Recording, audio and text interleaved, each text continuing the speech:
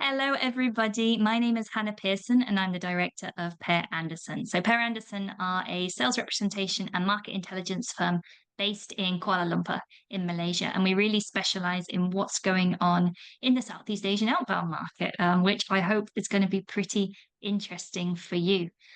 So, without further ado, I'll get started and share my screen.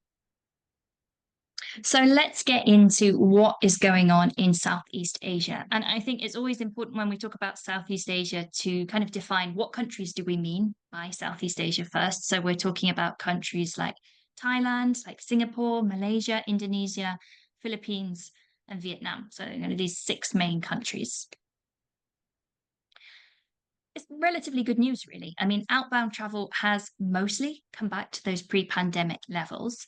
When you're thinking about the Nordics in general, we still see it as being this niche destination, a luxury destination, but still very desirable.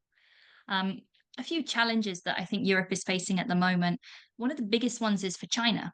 And this is the fact that China has eased a lot of visa requirements for Malaysians, for Singaporeans, for Thais. And suddenly, China is becoming a very attractive place to travel, which is impacting on European tours. So we have seen some agents kind of reporting some lower response rates in Singapore, Malaysia, Thailand. Thailand, of course, still got to apply for visas. So there are some issues with Schengen visas that are still going on.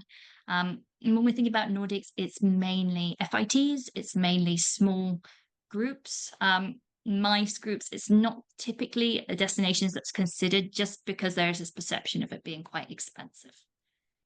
Um, in Europe in general is still seen as expensive. Currencies across the region are not doing great. They're doing a little bit better now than they were at the beginning of the year, but it's still a bit difficult. In terms of air capacity, that's recovering into Europe.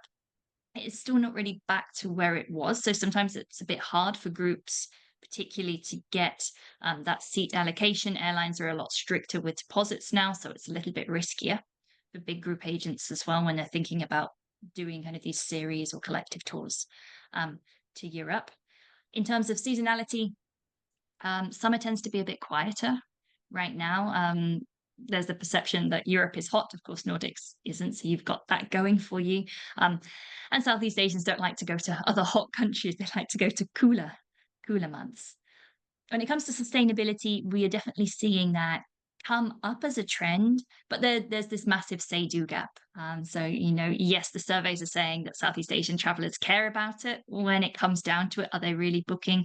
I've not seen it. When I look at group tours, advertising, you certainly don't see sustainability as a driving force behind them.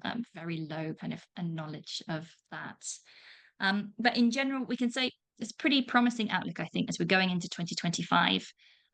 There is flight availability, but I think that will ease. The airlines, in particular, recognize that there's this competition going on from China. And if they want people to fly their routes across to the Middle East, their routes across to Europe, they're going to have to lower the prices. So it might actually be an advantage for groups as we go towards the end of the year. We'll see those flight costs come down. Therefore, it becomes a little bit more attractive then to travel to Europe. And of course, as we're going into that winter season, Northern Lights hunting is still on the bucket list for so many Southeast Asians. They really love that. And we're seeing lots of multi-country tours that are also a really promising option. Thank you very much. And thank you, everybody. I hope you have a great cruise ahead. See you.